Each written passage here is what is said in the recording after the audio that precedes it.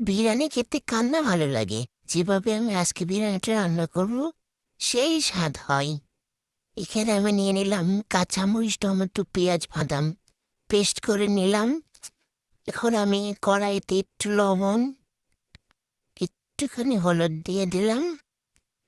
পরে আমি আলুটা বেছে নেব। আলুটা আমি লাল করে ভেজে নেব। ভাজা হয়ে গেছে, উঠিয়ে নেব। মুরগিটা আমি ছোটো করে কেটে রাখছি। আমি মুরগিটা বেছে নেব। লাল করে ভাজা হয়ে গেছে, এখন আমি উঠিয়ে নেব। এখন আমি পাতিলে দিয়ে দিলাম তেল, করে দিয়ে দেব গরম মশলার পেঁয়াজ। এই যে গরম মশলা পেস্টটা দিয়ে দিলাম, লাল করে ভেজে নেব। যে হয়ে গেছে, এখন আমি আদা রসুন পেস্ট ভেজে নেব। ভাজা হয়ে গেছে, এখন আমি একটু দিয়ে দেব পানি। পানি দেওয়ার পরে আমি এখানে মশলাটা দিয়ে দেব। এখানে গরম মশলা, ধনিয়ার ফাঁকি, জিরার ফাঁকি, ম্যাগি মশলা, টেস্টি সস, এটা এখন আমি দিয়ে দেব। এখানে দিয়ে আমি এটা ভালো করে কষিয়ে নেব। যত ভালো কষানো হবে ততই স্বাদ হয়। এই যে কষানো হয়ে গেছে, এখন আমি মুরগিটা দিয়ে দেব।